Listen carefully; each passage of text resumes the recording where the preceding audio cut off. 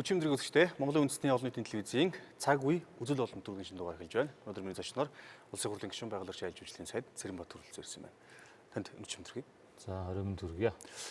За тэгэхээр өнөөдөр та цэвэрхэн наацгая гээд хэвлэлээ хурал зохион байгууллаа. Тэгээ ер нь яг өмнө ч гэсэндээ бас ингээд ийм арга хэмжээнд бол үгдий явж ирсэн. Цэвэрхэн наадыг гэдэг нь одоо гол асуудал агуулга нь юу вэ?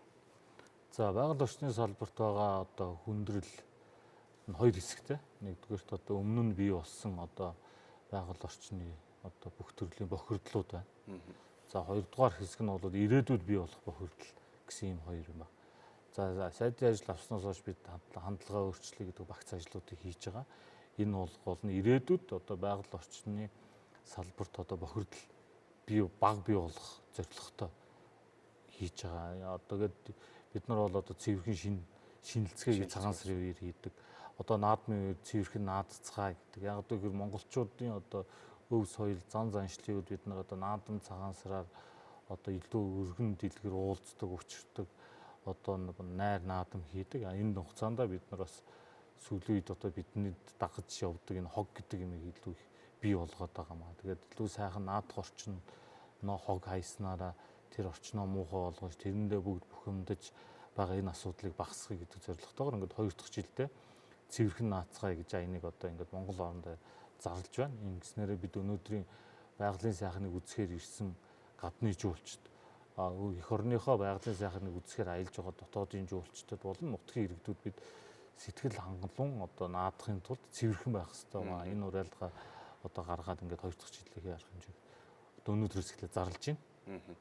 Дээр нь цэвэрхэн байхад бас юу гэдгийг за ингээ орон нутгийн замд одоо сая бас сошиалор яваал ингээл орон нутгийн замын нөгөө тээвэрлдэг автобуснууд 0 байхгүй ч хүмүүс дандаа байгальд тий бицэж байна гэхэд. Тэгээ энэ асуудлыг одоо өмнө нь зам тээврийн сайтаа ярьж хахад шийдвэрлэхээр бид нар ярьж байгаа л гэл тэгж тэгсэн л одоо ингээ 100 хөвсгөл рүү ингээ хэд явдаг маршрутууд шүү дээ.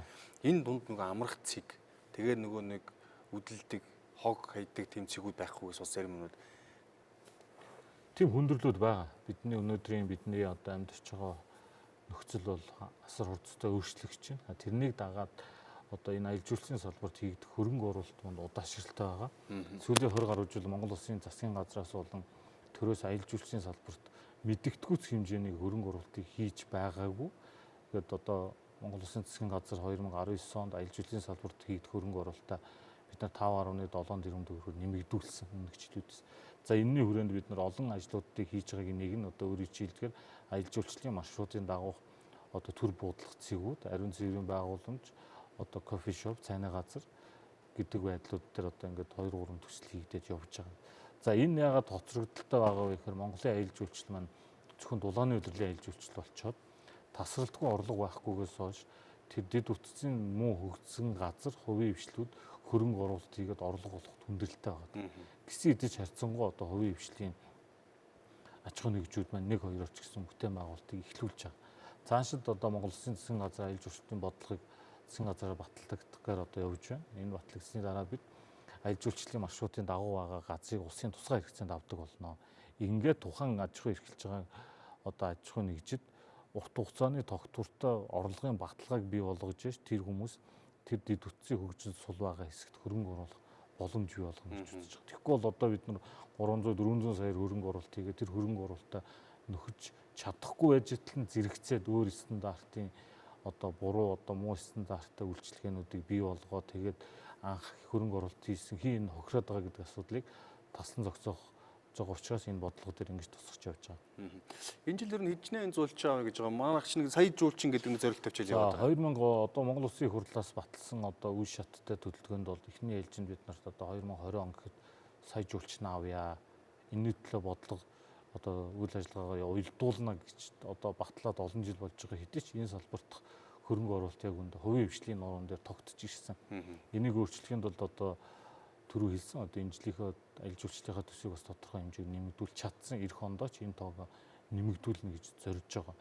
За гол бидэн дээр байгаа давуу тал бид нар одоо визгүй байгаа орнуудад Монголыг сурчлагынуудынхаа үйл ажиллагааг эрчимжүүлэх гэж байна. Хоёрдугаарт нь бид нар одоо аюулгүй байдлын талаар одоо жуулчдад баталгаа гаргах хэрэгтэй байгаа. Дээр нь энэ аялал жуулчлалын салбарт байгаа үйлчлэгээний стандартыг сайжруулах хэрэгтэй байгаа. Энэний хүрээнд одоо Монгол Улсын засгийн газрын 2016-аас 20 онд одоо аялал жуулчлалын салбарын одоо чадварыг нэмэгдүүлнэ гэж заасан заалтын дагуу бид нар энэ жил аялал жуулчлалын салбарын одоо орон нутаг Улаанбаатар хоттой хамаарал 9-аас 11 ажлын байрны үн төлбөргүй сургалтыг бид нар явуулж байна.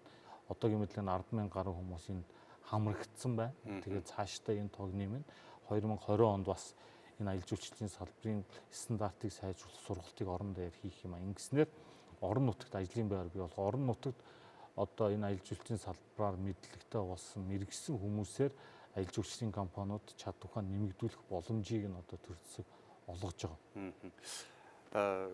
Аялал жуулчлалын салбар бол Монгол улсын тэргүүлэх салбар болох ёстой. Тийм биз? Эндээс бол асар хэмжээний уул уурхаагаас тутахааргүй мөнгө бид нар баялаг бүтээх боломжтой гэж үзэж байна. Тэгэхээр энэ дид бүтцтэй холбоотой асуудал ярьдаг. Тээвэртэй холбоотой зүйл ярьдаг. Үүнд одоо бид институт ч нэг хилцүүлэг гэж хэлээ шүү дээ. Тэгэхээр нөгөө нэг нисхийн нөгөө либералчл гэдэг юм ярьсан. Өөр одоо авиа компаниудыг оруулж их үнийг бууруулах боломж байна гэж ярьсан. Ер нь ямар болов? За, агарын жуулчдын тоог нэмэгдүүлэхэд нэгдүгээр дид бүтцийн асуудал чухлаа. Өмнө нь бидний баримталж ирсэн хөгжлийн бодлогоор дид бүтцийн асуудал бол зөвхөн зам тээврийн хөгжлийн яамны ажил гэж бодож байсан. Гэтэл дэлхийн нийтийн хөгжлийн чиг хандлагаар аялал жуулчлал бол шинээр ажлын байр бий болгож байгаа 10 ажлын байрны нэг нь энэ салбарт бий болж байна. Энэ салбарт одоо зарцуулж байгаа мөнгөний тоо жилээс жилд нэмэгдэж байна. Ийм учраас бид энэ салбарыг одоо эдийн засгийнхаа бас нэг тулгуур салбар болгоё гэж ингэ зорж ажиллаж байгаа. Үүнтэй уялдуулаад бид нар энэ салбарт байгаа одоо хамгийн богино хугацаанд ажлын байрыг бий болгох юм боломж байгаа. Энийг бид ашиглах хэрэгтэй учраас сая ярьлаа. За, дид бүтцтэй уялдуулаад Монгол Улсын засгийн газар бол үндэсний хөгжлийн газартай хамтдаа 6 аймгийн нисэх буудлыг олон улсын нисэх буудлаа боллоо. Шууд Улаанбаатараар одоо ирээд дамждаг биш. Шууд тухайн аймагуудад Дорнот, Өмнө Говь, Хөвсгөл, Хар хорин, Ховд, Увс гэсэн юм чиглэлүүдээр шууд олон улсын онгоц буудаг энэний төлөө зорж ажиллаж байна. Эхний ээлжинд бодлогын түвшинд маршрутууд нь батлагдсан байна. Одоо концессор одоо дизүүн хийгдэх шатанд явж байна. Тэгээд эхний ээлжинд энэ 6-аас ядаж Өмнө Говийг Хөвсгөлийг одоо олон улсын нисэх буудал болгоно гэж одоо байгаль орчин аялал жуулчлалын яам илүү төлөвлөгөө анхаарч байгаа. Ингэж чадах юм бол бид жилийн дөрвөн аялал жуулчлалыг одоо бий болгож энэ бүс нутагт эхлүүлэх юм бүрэн боломж байгаа гэж. За, агаарын тээврийн хувьд хүндрэл байгаа. Гэсэн хэдий ч бас сүүлийн жил гаруй өгд акс дэвшил гарч байна. Бид нар одоо Казахстаны Скат гэж агаарын тээврийн компани бас шинэ нислэлтэйгээ одоо Улаанбаатарт нислэг хийж байна. За, 7 сарын 9-нд Asiana Airlines ингээ Солонгосын компани нислэг гэж байна. Turkish Airlines Istanbul Улаанбаатарын шууд нислэгээ хийх гэж байна. За, Airflot 13-наас эхлээд одоо том оврын онгоцоор илүү багтаамжтай онгоцоор шууд одоо Улаанбаатарт нислэгээ хийж эхлэх гэж байна. Ийм олон одоо боломжууд байна. Дээрээс нь манай хувийн хвшлийн агаарын тээврийн компаниуд маань бас гадаад нислэгийнхаа эрхийг ашиглаж эхлэх гэж байна. Нислэгүүдээ нэмэгдүүлэх гэж байна. Ийм багч гэсэн ахиц дэвшлүүд одоо энэ салбарт бол гарч байна. За, төрөөс мэдээж ингээд одоо тээврийн асуудал дээр тусал дэмжээд дид бүтцийн асуудлыг шийдэж өгч байна. Тэгээд бидний аялал жуулж ирж байгаа дотоодын болоод энэ гадаадын жуулчдад ямар бүтээгдэхүүн үйлчлэхийг санал болгох юм гэдэг нэг асуудал байгаа тийм үү. Одоо юу гэдэг аялал жуулчлалын томоохон компаниуд бол тэгдэг. Ингээд нэг юм бодцоод бизнес төлөвлөгөө гаргаад ингээд жил нөгөө засгаас бий болгосон нөгөө юмнууд нь өөрчлөлтөд хийдэг юм а. Зорилтууд нь ингээд өөрчлөгдөж. Нэг юм ингээд бүтээн байгуулалтыг л ингэж идэл шаал өөр юм хийждэг. Тэгээл ингээд савлуулад идэг. Тэгэхээр ингээд энэ аялал жуулчлалын бодлого маань өөрөө доктортой хэрэгтэй юм шиг. Нөгөө талаар бид яг юугаараа жуулчдыг гадны жуулчдад татах юм бэ гэж. За, бид нар анх жил гаруй өмнө бид нар энэ танхимд цуглаад аялал жуулчлалын бодлого ярьж байсан. Тэрнээс хойш ямар акс дэвшил гарваа гэвэл нэгдүгээр аялал жуулчлалын салбарт үйл ажиллагаа явуулж байгаа төрийн бас байгууллагууд маань нэгдэж чадлаа бид. Амжилт. Дээрээс нь Монгол улс гэдэг нэг нэрээ гадаадд сурчилдаг болёо гэдэг дээр бас нэгдсэн байгаа. Ингэжээж бид одоо жуулчдаа авчирнаа. Дээрээс нь бидний тогтвортой хэрэглэгч болох орнуудад болдог олон улсын үзэсгэлэнд бид тогтвортой ордог болох хэрэгтэй. Тэгэхгүй бол нэг орны үзэсгэлэн нэг жил орчоод дараа жил нь болоод тэгэл дахиж ороод ингэх биш.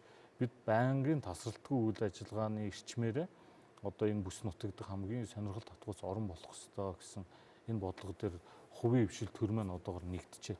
За, дараагийн нэг юм ингээд аймаг болгон тусдаа аялал жуулчлалын ивент хийгээл бүгд оролцох ёстой юм шиг нэг бол зэрэгцэж нэг өдөр хийдэг байсныг одоо зэгслээд бид нар өнгөрсөн жилээс оны төгсгөлд аймагуудын аялал жуулчлалын газар, Монголын аялал жуулчлалын холбоо, яам хамтраад 30 ивентийг Монгол улсын хэмжээнд жуулчдад зориулсан одоо үндэсний арга хэмжээ гэдэг дээр ингээд тохироод яам бодлогоор дэмжиж, зарим нэг арга хэмжээгийн зохион байгуулад ингээд орж явж байгаа. Цаашдаа энэ бол тогтмолжчоор одоо Монголд ирсэн жуулчдад үзүүлэх ивент маань тодорхой цар хүрээнд жилээс жилд нэмэгддэг болно гэж үзэж байгаа. За мөн бид нар дээр байгаа өөрөө ч хэлээд байгаа хүндрэл юу гэхээр ирсэн жуулчдад бид нар соёлын бөгөөд одоо бусад арга хэмжээгээр одоо хангах хэрэгтэй. Энэ утгаараа бид нар орон нутагт байгаа урлагийн салбар, орон нутагт байгаа орон нутгийг судлах музей нартайгаа хамтарч ажиллаж байна. Зарим нэг одоо бүс нутагт дэмжлэг үзүүлж байна. Тухайлбал Эрдэнэцэн хар хорин дээр бид нар одоо 100 гаруй сая төгрөгөөр одоо дэмжлэг сэргээн засах, жуулчдад анхаарал татах асуудлыг шийдэж байна. Мөн хар хоринд бид нар задгаа театрыг одоо шийдэхээр одоо санхүүжилтийн орон нутг руу шилжүүлээд байна. Тэгээд хар хоринд очсон жуулчид нүүдэлчдийн арга хэмжээ, бэсрэг наадам үзээд бас тэр тоглолтыг үзэх юм боломжийг бий болгож. Цаашдаа тэрэлжийн бүс нутаг дээр бид нар одоо энэ задгаа театрын асуудлыг мөн төрийн хувийн хвшлэлтэй ярилцаад бас хувийн музейг аялал жуулчлалын бүс нутгууд дээр байгуулах талаар харилцан ярилцж байна. Хуулиар гац гаргалгааг нээж гэж чадах юм бол бид өнөөдөр байгаа түүх, археологи, өв соёлын олдврынхоо 90 гаруй хувийг агуулхад зориултын бус газар хадгалаад байна. Бид нар хувийн хвшил маань одоо музейн салбарт хөрөнгө оруулалт хийж чадах юм бол төрөөс тэр үзмрүүдийг гэрээгээр аваад жуулчдад үзүүлээд түүх, соёлоо одоо бусдад сурталчлах боломжуудыг нээж өгөх шаардлагатай байгаа. Энэ дээр бас ажлын хэсэг гараад бас ажиллаж байна. За цаашид ирж байгаа жуулчдыг одоо чадварчлуулах, одоо чадвартай олон жуулчд авах шаардлага гарч байгаа биднэрд. Энэ хүрээнд аялал жуулчлалын хуулийн нэмэлт өөрчлөлтөөр Монголд ирж байгаа жуулчдыг аль болох тур операторуудаараа дамждаг байх. Тэд нар нь одоо багцын аялал дээр түлхүү салбарын одоо эрх ашигыг хангасан оролцоог нэмэгдүүлсэн хөтөлбөрийг одоо санал болгодог байх ёстой гэсэн байр суурьтай байгаа. Наадам найт гэдэг шоу болно гэсэн шийдвэр гаргасан байна энэ жил. Энэ бол жуулчид руу илүү чиглэсэн баг. Тийм өдөр нь ингээд нээлттэй үзчихэл алга болчихдог тийм. Стадиум баг хөнгө болчихдог шүү дээ. Тэгэл нэг хоёрын даваач нэг үргэлжилсээр гаал юм дуусаад. Тэгэхээр орой стадиум болох юм уу хаана болох вэ? За энэ бол үндэсний соёл амралтын хүрээлэн гэдэг хуучин одоо паркт олон нэгтэй нэг үний зүүн талд байгаа. Энэ дээр бид нар одоо наадам найт шоу гэж цаашдаа энэ бол тогтмолж явна. Одоо 11-ний орой жуулчдад болон одоо дотоодынхондоо зориулсан юм арга хэмжээ болно. Энэ арга хэмжээнд бид нар илүү их олон сонирхолтой одоо ивентүүдийг үзэгдлүүд хий гэж зорж байгаа. За мөн энэ дээр бид нар одоо шууд гадаад хэл дээр орчуулгатай энэ арга хэмжээ маань явагдана, тогтмолж байна. Тэр нь бас азтай одоо жуулчдыг тэнд оролцсон үзэгчдийг бас урамшуулах юм хөтөлбөрийг одоо аялал жуулчлалын салбарт үйл ажиллагаа явуулж байгаа зочд буудал, агаарын дээврийн компани бас үндэсний үйлдвэрлэгч нартай хамтраад ийм арга хэмжээ хийж байгаа. Мөн Монголынхоо сурталчлах, Монголынхоо өөр аяллаар одоо Баруун аймгийн аяллаар ирсэн ч гэсэн одоо говийн бүсийн хонгорын өмнгийн говийн гэх мэтийн одоо байгалийн сайханд очиж үзэж чадахгүй байгаа ч гэсэн бид нар одоо видео байдлаар, контент байдлаар тэр бүтээгдэхүүнийг бас давхгүйгээр одоо жуулчдад сурталчлах юм үйл ажиллагаа хийж байгаа. Одоо энэ наадмын дараа нөгөө даншиг гэж болох болно гэсэн энэ жил. Нийслэл хийдэг тий. Энэ бол бас жуулчдыг даатгах нэг болж. Тэгэхээр энэ наадам найт гэдэг шоу бол ингээд жил болгон яваад ирэхээр нөгөө бидний шүүмжлээд идэг зүйл бол харьцангуй гайг болох нь гэсэн үзэж харах юмгүй одоо ингээд нэг ариг мах хөөгөл алгуулцдаг, хотоос гарчдаг. Тэгэхээр хотдоо ингээд цуглаад хэдий одоо хэмжээний хүмүүсийг хамрах гэж тооцож байгаа. За өрчсөн байдлаар нэг 15,000 орчим хүн хамрагч болно гэсэн тооцоолтой талууд оролцоод ажиллаж байгаа наадам найт дээр. Аль болох түлхүү одоо гадны жуулчдаа одоо хамруулах талаар аялал жуулчлалын холбоотой маань ингээд ярилцаад явж байна. Тэгээ энэ чинь аймаг сумын наадам чинь энэ жил бас зүрж таарж байгаа тийм үү улсын наадам. Тэгэхээр энэ бол бас жуулчдад бас нэлээд зургтай зүйл болж байгаа гэж байна. Их онцлогтой наадмуудыг нэг дороос олон наадам үзэх боломжтой гэж байгаа шүү дээ. Зарим аймагуудын наадам өөр урд өнтер болчихоор тийм үү. Энэ бол нэгдсэн бодлогоор л явж байгаа шийдвэр байх гэж бодоод байна. Нэгдсэн бодлогоор явж байна. Дээр нь бидний аймаг болгоны наадам өөр онцлогтой бас багч гэсэн. Нийтлэрээ биш ч гэсэн. Энийг нь мэдээж танин мэдэх одоо соёлын арга хэмжээнд дээр илүү одоо боломжийг жуулчтай олгож байгаа. Мөн одоо дотоодын иргэд маань ч гэсэн одоо дорнотын наадам ямар онцлогтой, баян үлгийн наадам ямар онцлогтой болох гэж байна. Хөвсглийн наадам ямар онцлогтой ингэж соёлын үйл ажиллагаан дээр тулгуурсан аялал жуулчлалыг цааш төгжүүлэхэд энэ бид нар маань нөлөөлж байгаа. Дээрээс нь яам энэ жил 30 арга хэмжээндээр яам бодлогоор оролцож байгаа учраас эднэрийг тогтмолжуулна л гэдэг. Цаашдаа бид нар бол оны төгсгөл ихэд Монгол орон даяар эх онд явагдах бүх аялал жуулчлалын хөтөлбөрүүдийг нэгтгэсэн юм гарын авлагатай болчихъя гэж байгаа. Тэрэндээ гадаад дотоодын жуулчид маань аяллаа тохируулдаг болох ёстой гэсэн. Одоо бол ингээд заахаа сошиал орчин бол дэлхийгээр ингээд хэрцэн учраас тэр сувгаараа бол мэдээлэл авдаг. Гэхдээ Монголыг одоо бид нар юу гэдэг сурталчилж байгаа маань ямар юугаар өнцгөөс гэдэг ч юм уу сурталчилж байна. Одоо брендийн үндсэн зөвлөгөөд нэг газар ч бас Монголыг сурталчилдаг гэж том үзэсгэлэнд оролцоод ингээд явдаг тийм үү. Тэгэхээр ингээд засгаас одоо Монголыг бол одоо ингээд сурталчилна гэсэн зүйл байх. Янз бүрийн мэдээллүүд л одоо өөр улсын телевиз радиогоор гарч ирэх гэсэн юм байна. Нэгдүгээр гадаад харилцааны яам маань одоо энэ албан ёсоор одоо Монголын гадаад сурталчилгааг хийж байгаа. Гэхдээ төссөн мөнгөний хязгаарлалт бол хоёрдугаарт одоо байгаль орчин аялал жуулчлалын яам одоо яг жуулчдыг одоо татах аялал жуулчлалын одоо хэрэглэгчтэй тулгуурсан сурвалж хийж байна. Зам үнэмшлээс эхлээд миний би одоо Монгол улсын өргөмжлөлт консулуудад албан захиа явуулж байна. Монгол наадам Монгол дахь аялал жуулчлалыг дэмжих талаар та бүгд хамтраарай. Бидэнд байгаа одоо сурчлагын материал Монголын сурталчилсан одоо баримт кино, бичлэг, фото зургуудаа бас файлаар нь одоо тэдэрлүү хөргүүлж байна. За мөн цаашдаа бидэнд визгүй байгаа орнуудад юу хамгийн их жуулчид ирдэг орнуудад бид Монголын сурчлагын төвийг одоо аялал жуулчлалын яамны ажиллуулахаар болж байна. Зарим нь одоо бид нар бол тухайн одоо талбайн түрээсийг нээгээд ажиллуулахын бол зарим аялал жуулчлалын компаниуд нэг бол зарим төрөмс байгууллагууд ажиллуулад явъя гэсэн байр суурьтай одоо байна бидний дээр. Гол тулгамж нь бид хэдийн хэмжээгээр нэг дор их олон хүн авч чадахгүй байгаа учраас бид цаашид Монголд ирэх жуулчдыг одооноос бэлдэж Монголоос сурчлан таниул гаргах хэмжээг олон газар хийх хэрэгтэй байгаа. Энэ дээр одоо Монгол Улсын засгийн газар төсвөө нэмж тавина. Энийг гол нь үр дүнтэй болох ёстой гэдэг шаардлага тавьж байгаа. Аялал жуулчлалын компаниуд маань бас ирж байгаа жуулчдаа аль болох Монголд одоо илүү их юм үзэх, илүү таашаал авах чиглэлээр нь тэр боломжийн дагуу хөтөлбөрөө бүтээгдэхүүнээ танилцуулаа гэж шахаж байгаа. Тэгээд аялал жуулчлалын холбоо маань компаниуд маань одоо олон улсын үзэсгэлэн болсныхаа дараа бид нар уулздаг болсон. За өнгөрсөн үзэсгэлэнгийн алдаа дутагдал юу вэ? Юун дээр анхаарах вэ? Гол нь тэр алдааг дараагийн үзэсгэлэнд давтахгүй байх хэвээр. Монгол гэдэг нэг нэрээ сурталчлах хэвээр. Ирснийхэн дараа юм уу ирэх гэж байгаа хүнтэйгээ компаниуд маань тусдаа одоо ажиллаа гэдэж байгаа. Мөн бидэнд сүүлийн үед одоо дэлхийн нийтийн олд болсон хэвлэл мэдээллийн цахим орчин ашиглаж байна. Дэлхийн аялал жуулчлалын байгууллагуудтайгаа хамтарч ажиллаад дэлхийн аялал жуулчлалын байгууллагын түнш байгууллага зөвлөх компаниудтай ажиллаж байна. Энэ хүрээндээ бид нар одоо Chameleon Strategy гэж компанитай бид нар mongoliatravel.com гэдэг платформыг бид сая нээлээ. Энэ нь бол Монголыг 24 цагаар сурчлах боломж. Үүнийг дагаад одоо #FeelMongolia гэдэг бид нар одоо ийм аяныг эхлүүлж байна. Монголд ирсэн хүн болгон Монголыг мэдрээ. Монголын хүүтэн ямар байдаг, Монголын халуун ямар байдаг. Монголд ирээд одоо өдөр нь их хатуу хитгэхээ халуунаар шарж ясна орой гинт сэрүүхэн болдог. Зарим газар жилийн 4 өдрөлийг нэг өдрийг үздэг. Гэх мэтлэнгээр Монголыг мэдрээ. Энэ бол боломжоо гэдгийг одоо энэ платформоор дамжуулж ажиллаж мөн их түмэн санаачлахтаа бид нар бас хамтарч GIZ-тэй хамтарч одоо Монголын аялал жуулчлалын бүтээгдэхүүнийг сурталчилж байна. Эдгээр сурчлагаа нь өнөө маргааш гэхээс илүүтэй Монгол улсын аялал жуулчлалын зах зээлийг тогтвортой байлгахад илүү төлхөө чиглэгдэж байгаа ажлууд. Одоо энэ жил чинь л одоо юу гэдэг тэр нэг бэлгийн замын халдвар төвчнөөс болоод одоо жуулчдын тоо буурчлаа энтергээл зарим хүмүүс тэгж яриа л тий. Таргун тахал гарснаас л бол ингэчлээ гэл инхэд тэр энэ зүйл хүчин эдгээр хүчин зүйлүүд нөлөөлсөн үү?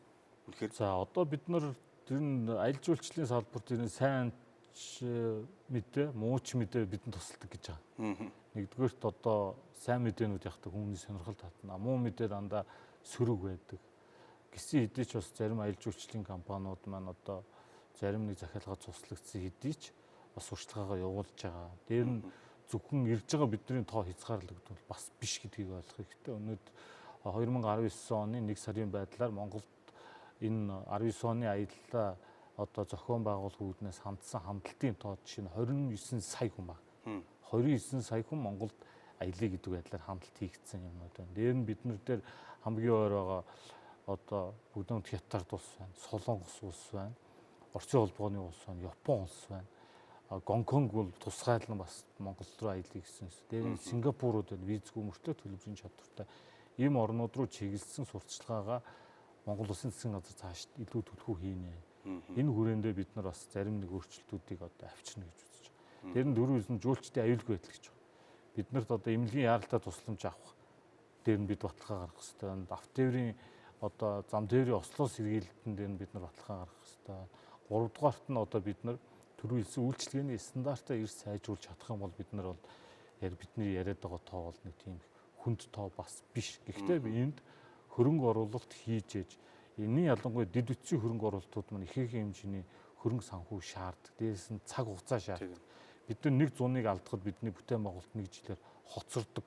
Тийм учраас бид нар энэ хүндрэлүүдийг одоо давхын тулд төр хувийн хвшлийн түншлэлээр одоо нисэх буудлуудаа олон улсыг болгох, автозамаа сайжруулах, улам нэмэгдүүлэх, мөн одоо баруунаас зүүн тийш явах, төмөр зам, өмнөөс хойшоо явах цаашдаа энэ дэд үтсийн хөрөнгө оруулалтыг түр богино хугацаанд эхлүүлэе гэж одоо Монгол Улсын засгийн газраас зорж ажиллаж байгаа. Энэ дээр холбогдох яамдууд, мэргэжилтнүүд ажлын хэсэг гаргаад бас явж байгаа. За жуулчдын асуудал. Тэгэхээр байгаль орчин жуулчдтай холбоотой сэдв бол ялцгүй байгаль. Монголын одоо онгон тэгшин байгальтай холбоотой. Гэтэл одоо юу гэдэг уул уурхахаас зарим ус нь бол юу гэдэг улаанаар хэрэгж байна. Шавж гарахаас бол зарим мод нь бол өгөрч унсан байна. Цөлжилтөөс үүсээд одоо юу гэдэг уур амьсгалын өөрчлөлттэй холбоотойгоор зарим нь одоо ингээ өөрчлөгдөж байна ингээл ярьж байгаа. Тэгэхээр энэ байгаль хамгаалах асуудал дээр ер нь ямар акс төвчлэл гарч байна тав? За ногоон пассворт аян гэж явж байгаа. Өсвөрийн байгаль хамгаалагч нарыг өрх болгонд байлдах зорилготой. Өнөөдрийн бидний хэлээд байгаа бидний зохисгүй хэрэглээ маань байгалийн одоо нэг нөөц маань хязгаарлагдсан. Гэтэл бидний хэрэглээ хязгааргүй учраас энэний тэнцвэрийг хангахын тулд хүн болгоо өөрчлөгдөх хэрэгтэй. Ийм учраас одоо өсвөрийн байгаль хамгаалагчаар тулгуурлаж бид нар одоо насан туршидтын зан төлөвийг өөрчлөе гэдэг гол зорилготой ногоон пассворт аян маань. Энэний хүрээнд бид нар 3,200,000 нэг хандлага зөв болгоод зөв хэрэглээтэй болчих юм бол байгалийн нөөц маань ингээд нэг богино хугацаанд шавхагдчихгүй нэгдүгээр. За хоёрдугаарт бид нарт 20 гаруй жил ухахыг хурдан баяжий гэсэн хандлаган дээр уул уурхаал том болчих юм бол бидний бүх юм гоё болчихно гэсэн бодол дээр хүсэл дээр бид олон зөв ажил хийсэн байна. Бүр их муу ажил хийжээ. Эннийхээ хор уршиг бид амсч байна. Энээс сэргийлэхийн тулд би бол нэг л шаардлагыг одоо уул уурхай дээр тавьж байгаа. Юу вэ гэвэл хариуцлагатай уул уурхайг дэмжье. Сүүлийн 10 гаруй жил уул уурхайн салбарт бий болсон байгаль дээлтэй технологиг Монголд авчирч нутагшуулаад гэж байгаа. За усыг улаанаараа эргэлдүүлээд байгаа бол усыг дахин ашигладаг технологи байна. Хаягдлын санд алангаа технологийн дагуу барай. Дээр нь төлбөрийн асуудал тийм ээ. Дээрээс нь одоо сая бид нар ус бохирдуулсан нөхөн төлбөрийн тухай хуулийг бол одоо уул уурхайн салбараас илүүтэй бас хөнгөн үйлдвэрийн салбаруудаар нэвтрүүлж байгаа. Энэ юу вэ гэхээр хин их байгаль бохирдуулж тэр хүн илүү мөнгө төлнө. Хэн бага төлж байгаа нь бага зардал гаргана. Дээрээс нь уул уурхайн лицензүүд 20, 30, 40 жилийн хугацаатай. Тэгэхээр ордоо бүрэн ашигла энэ олон жил ашиглах юм бол анхан шатнаас нь аваад эцсийн шат хүртэлх ном журмаа барай, байгаль дээлтэй л байлах. Түүнээс нэг хоригдлыг зогсоо гэсэн юм байна. Харин хууль зөрчиж байгаа бол уучлаарай та. Лицензийн чинь туслах хүртэл арга хэмжээнд одоо саналыг байгаль орчин аялал жуулчлалын уул уурхайн хүнд үйлдвэрийн яам руу явуулна шүү гэж шахаж байгаа. Одоо эдгээрийг чи хангуулах ёстой хүмүүс бол байгаль хамгаалагчд байдаг тийм ээ. Байгаль хамгаалагчдыг шаардлага тавих ёстой. Араас нь явдаг хүмүүс. Тэгэхэд л юу гэдэг нөгөө жуулчны баазуудын тоо ихтэй, уул уурхай ихтэй иймэрхүү газруудын байгаль хамгаалагчдыг хүрлцэхгүй байна гэж яриад байгаа шүү дээ. Яг хүлээж хүндрэл их байна. Хүндрэл байгаа. Одоогийн байдлаар надад тогтохгүй гэл. Одоо байгаа мөрдөгч байгаа дүрм журмын дагуу надад 360 гаруй байгаль хамгаалагчдын оронтой дутуу байна. За 2012 оноос хойш улс орны эдийн засгийн одоо нөхцөл байдал тийм төдийдийн сайн биш байсантай холбогдуулаад төрийн албан хаагчдын оронтой нэмэхгүй гэсэн одоо бид нар засаг бодлого барьж байгаа. Олон улсын одоо валютын санч ийм шаардлага тавьж байгаа учраас бид нь одоо байгаагаараа л арга чадсан ядан ажлуудаа хийж байна. Гэхдээ бас ард иргэдийн ухамсар дээшилсэн. Дээрээс нь байгаль хамгаалагчдаа би бас сүүлийн техник технологиор одоо тоноглосон учраас харьцангуй одоо хөдөлмөрийн багч гэсэн хөнгөвчлсөн. Өнөөдөр манай сав газрууд, тусгай хамгаалалттай газрууд дээр бид нар дрон ашиглаж байна. өөрөө очиж чадахгүй ч гэсэн дрон хэсгээ зураг аваад бодтоо зураг л аваад энд ийм боллоо, ийм хууль зөрчсөн үйл ажиллагаа болж байна гэдгийг мэдээлэлтэй болж байна. Дээр нь цагдаагийн ерөнхий газрын одоо байгаль орчны эсрэг тэмцэх хилцтэйгээ хамтарч ажиллаж байна. Мэдээллүүдээ солилцож байна. Ямар бүс нутагт ямар асуудал гараад байна, ямар хүмүүс оролцоод байна. Тэгэхээр энэ бол нэг энэ байгаль орчны гэмт хэргийг үйлддэг хэсэг хүмүүс нь тоотой, тодорхой хүрээтэй учраас тэн дээр бас хяналт тавиад явж байгаа. Өмнө нь болж байсан гэдэг юм одоо болохоо байгаад эхэлж байгаа да.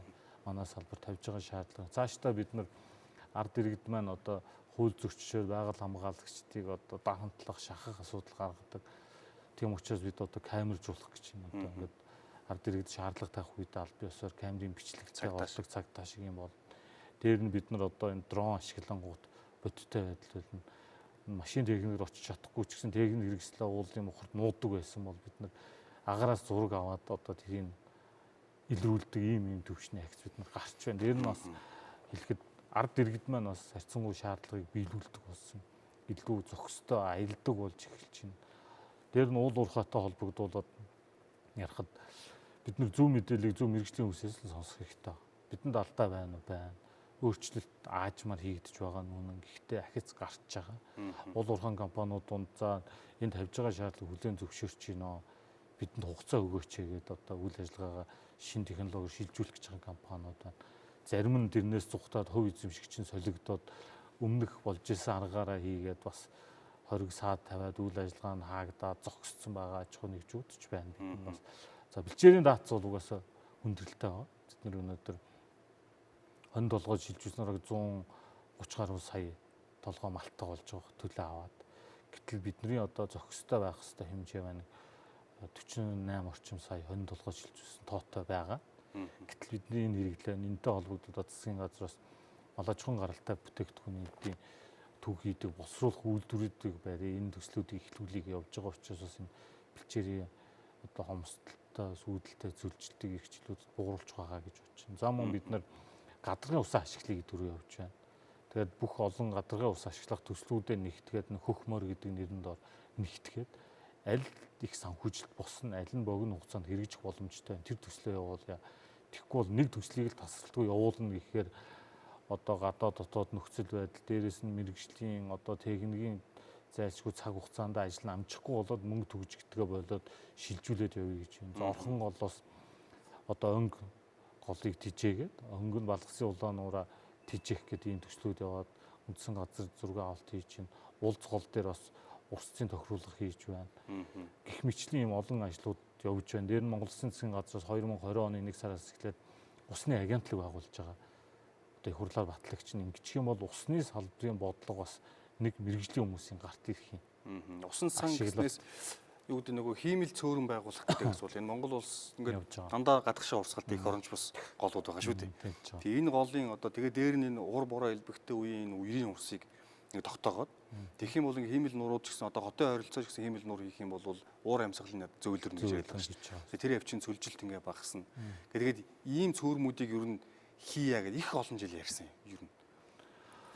Нэгдүгээр бид нар үндсэн байгалийн хуулийн эсрэг олон шийдвэр гаргасан. Байгалийн хуулийн эсрэг төрийн хууль маань жишээлбэл одоо тэгээд бид нар усны агентлагыг татан буулгасан. Одоо ингээд энэ одоогийн засгийн газрын агентлагийг сэргээгээд энэ мэрэгжлийн байгууллагууд нь байх ёстой байна гэж явж байна. Энэ мэрэгжлийн байгууллагууд бий болсноор энэ одоо усыг бид нар ашигладаг нөөц баялаг гэдэг энэ хандлага руу орж байна. Дээр нь одоо хүн амын цэнгэг усыг уул уурхаад ашиглахгүй байх хэвээр энэ дүрм журмыг одоо хатуу мөрдөж эхлэх гэж байна. Тэглээгээд бас эдийн засгийн тулгуур байгаа үйл ажиллагааг зогсоож болохгүй, харин түрүүний миний хэлээд байгаа байгаль орчны салбарт нөөцийг ашиглахдаа зохистой харьцаа гэдэг нь орж байна.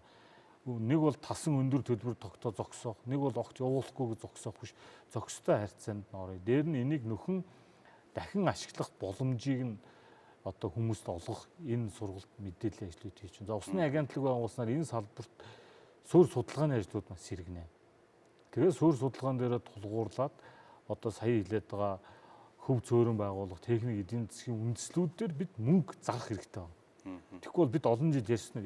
Яагаад ажил явахгүй байна вэ гэхээр техник эдийн засгийн бэлэн тийсүү байхгүй. За энд яг ийм л юм хэрэгтэй маа гэдгийг шинжлэх ухааны үндэстэй нотлоод дээрээс нь их үүсвэр нь ийм мөнгө шаардлагатай учраас энийг хурдан ашиглая гэдэг дээр явах. Дээр нь манай ард иргэдийн дунд байгаа зарим нэг төрлийн хүмүүс байгууллага маань монголчууд одоо сэлэн мөрнийхөө усыг хөв зөөрөн байгуулж ашиглах нь буруу гэдэг одоо Оросын холбооны улсад эх орныхоо эсрэг бослог цуглаан хилцүүлэгт оролцоод явж байгаа бас байгаа. Хичнээн бид нээлттэй нэг гисэн хэдий ч бид бол одоо байгаль нуурлуу цутгаж байгаа ихэнх ус нь манай сэлэн тэтгэх юм а гэдэг бас буруу ойлголт байгаа. Байгаль нуурлуу цутгаж байгаа усны 6-ны 1 нь сэлэн хилд авж байгаа юу.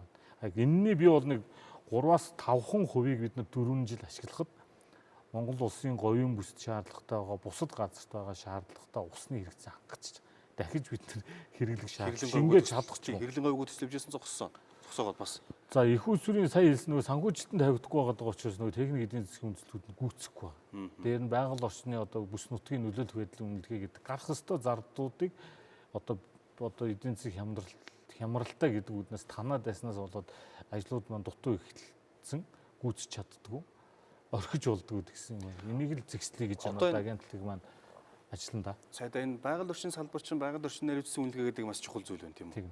А үүний дараа тэр нэг байгаль орчны аудит гэдэг юм байна. Энэ одоо шинэ ойлголт болж маш чухал зүйл байгаа шүү дээ. Тэр үнэлгээнд чинь доо хяналт тавьж идэг. Энэ одоо юу гэдэг газрууд уул уурхайч бүх газрууд бол байгаль орчны аудит хийх ёстой юм шиг байгаа тийм үү? Хуулиараа бол. А тэгээ энэ нэг тийм явж өгөхгүй л байх шиг байх юм. За энэ дээр тухайн аж ахуй нэгжмэн яг ийм Монгол улсад мөрдөгч байгаа хууль дүрм журмын дагуу бид уул уурхайн үйл ажиллагаагаа явуулнаа гэж хэлж бид нар баталдаг. А батлагдсан төлөвлөгөөгөө мөрдөж ажиллах нь бол тухайн хуулийн этгээдийн үүрэг. А сүүлийн үед одоо өөрөө чи яригадаад байгаа юм бас засарч байна. Энэ хэвлэл мэдээллийн нээлттэй байдлаар яг ижлэгэн одоо уурхайнууд дээр 2 өөр стандарт явах гэж байна. Үнэхээр хариуцлагатай уул уурхайг хөгжүүлээ загварын нөхөн сэргээлттэй хийгээд байгаа компаниуд байна. Тэднэр нь бол одоо цаашдаа team компани олон болоосоо гэж олон болох ёстой гэсэн бас шаардлага тавьж байгаа. За мөрдөж өөрөөсөө ийм юм хийнэ гэчихэд мөрдөж чадахгүй байгаа компаниуд дээр бид шахаж шаардж байгаа. За аудит болон байгаль орчны төлөвлөгөө дээр орж байгаа компаниудыг хурдан томрооч чадахчаач л гэж байгаа. Тэгвэл хүн хүчний нөөцгөө хоёул гуруулахны хүртэл их том олон улсын төслийн үнэлгээ хийж байгаа нэгтэй компани байна.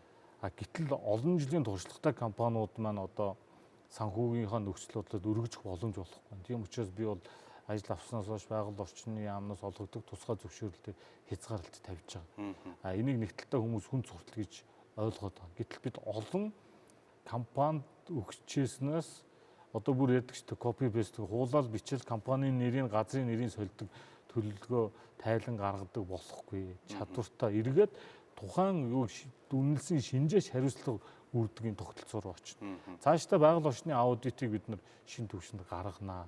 Энэ бол яг тэгэхээр лиценз нь урт хугацаатай бол бити 1-2 жил гэл сухад баяж чинь тэр хүнтэн болно гэж бити мөрөөдөж. Ингэж бити хийхнийхээ ажлыг одоо зогсоогооч. Сайн явж байгаа компаниудын үйл ажиллагаанд муу явж байгаа нь илүү нөлөөтэй байна.